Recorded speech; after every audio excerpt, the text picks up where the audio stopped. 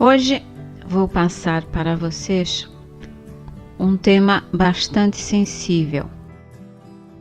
Um tema passado pelo mestre Orhan Mikhail Ivanov. Como sabem, Ivanov foi um mestre como os poucos que por aqui andaram. Hoje em dia há muitos mestres, mas a maioria são todos falsos. O tema de hoje, sensível, principalmente para as religiões, chama-se a cabeça branca e a cabeça negra.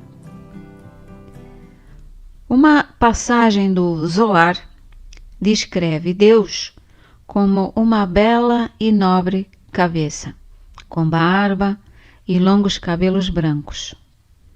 Esta cabeça branca reflete-se numa superfície de água, e esse reflexo invertido surge como uma carantonha negra. O que nos ensina essa figura? Que aquilo a que chamamos mal, que chamamos diabo, é apenas o reflexo, a sombra de Deus na matéria. Por isso estão erradas as religiões que apresentam o diabo como sendo o adversário de Deus, e um adversário contra o qual Deus, tem de lutar continuamente. Deus não luta contra o diabo. Isso quereria dizer que ele luta contra si mesmo.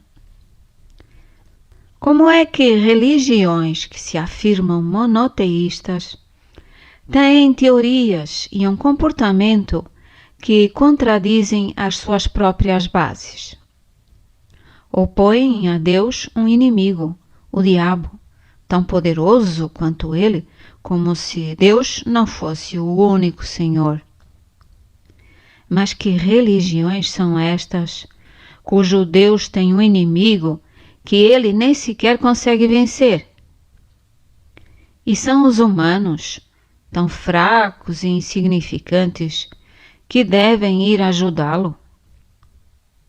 É assim que se compreende a grandeza e a omnipotência de Deus? Estes religiosos rebaixam Deus ao apresentá-lo como incapaz de fazer recuar o seu adversário. Já pensaram nisto? Infelizmente, a sua má compreensão não fica por aqui. Eles veem este adversário de Deus por toda a parte, a infiltrar-se nos humanos sob múltiplas formas. Então, que fazem? Tentam combatê-lo neles, chamando-lhes acólitos de Satanás, filhos do diabo, e massacram-nos continuamente, invocando para eles a condenação eterna. Mas esses ignorantes devem aprender que não há condenação eterna, pelo menos como a imaginam. Quando alguém se compraz no mal e se obstina a trabalhar conscientemente contra os projetos de Deus, contra a luz, sobrecarrega-se tanto, obscurece-se de tal forma que acaba por ocorrer uma ração entre a sua alma humana e a sua alma divina. A alma divina, sob a forma de uma centelha, deixa esse ser e retorna ao oceano da luz original. Privada dessa centelha, a alma humana desagrega-se e desaparece. Caso contrário, quaisquer que sejam os pecados e as transgressões cometidos, a alma humana, embora aquilo a que lhe chamamos de alma seja composto, na realidade, por diversas almas, pode purificar-se graças à alma divina que está ligada a ela e que procura sempre dirigi-la para a luz.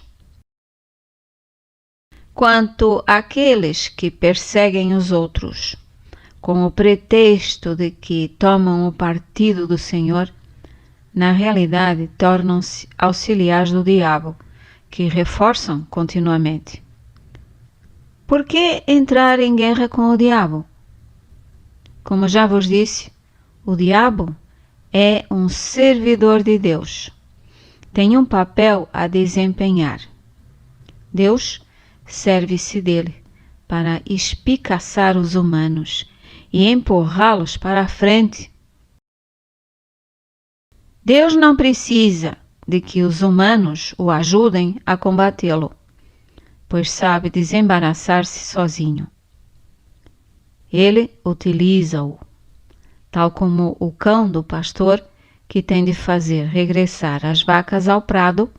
O diabo deve levar-nos de volta aos jardins do Senhor. É preciso saber isto e, quando o encontramos, devemos agradecer-lhe. É tempo de todos esses grandes soldados de Deus mudarem a sua concepção das coisas. No dia em que compreenderem que o diabo é o auxiliar de Deus, deixarão de ser eles próprios auxiliares do diabo. A primeira religião monoteísta foi a religião judaica. Moisés quis formar um povo que conhecesse a verdade do Deus único.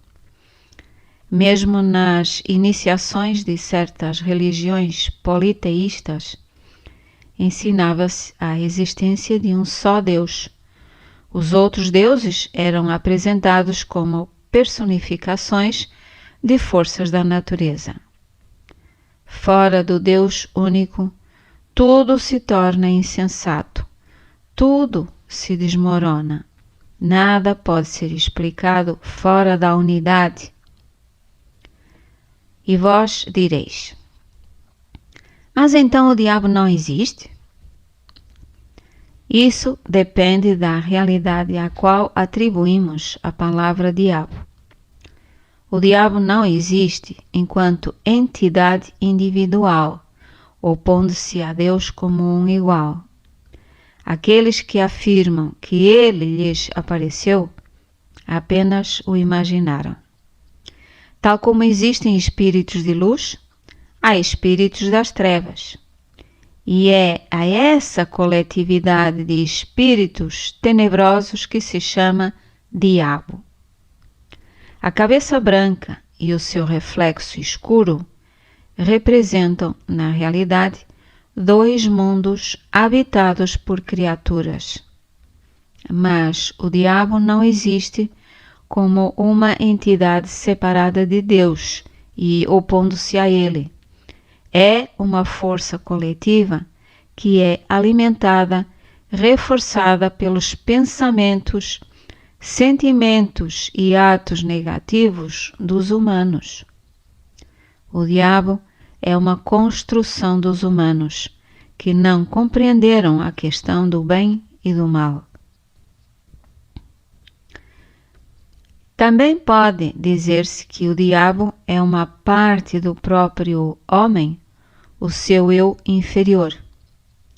E como é que este se formou? Foi o homem que, ao longo das suas reencarnações, o alimentou continuamente com as suas fraquezas e os seus vícios, obstruindo assim o caminho para o céu. Mas também existe no homem uma entidade luminosa, o seu eu superior, que ele formou graças a pensamentos, sentimentos e ações inspirados pela bondade, pela generosidade, pelo amor, pelo sacrifício. Se os humanos se esforçassem por pôr em ordem na sua vida interior, o diabo desapareceria. Só restariam as duas forças antagônicas, positivo e negativo, masculino e feminino, esses dois pratos da balança cósmica com os quais eles devem aprender a trabalhar.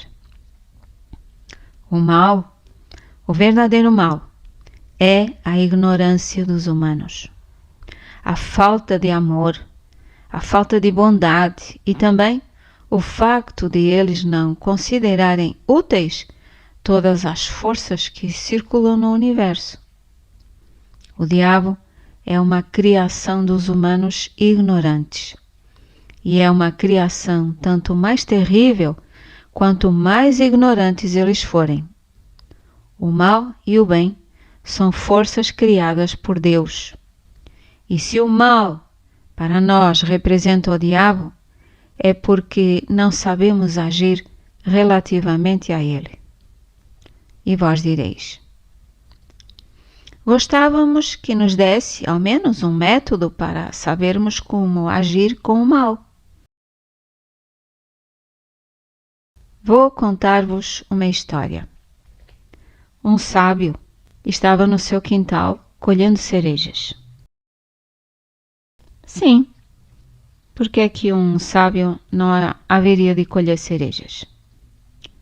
O mestre Peter Deneuve disse uma vez que é a única árvore da terra que existia no paraíso. De repente, ouviu um barulho e viu um homem a correr. Onde é que vais a correr assim? Pergunta-lhe. O meu vizinho vem a perseguir-me com uma espingarda. Pensa que fui eu que ateei fogo ao seu celeiro? Vá embora depressa, eu resolvo isso. Chegou o outro homem. Para onde vais a correr dessa maneira?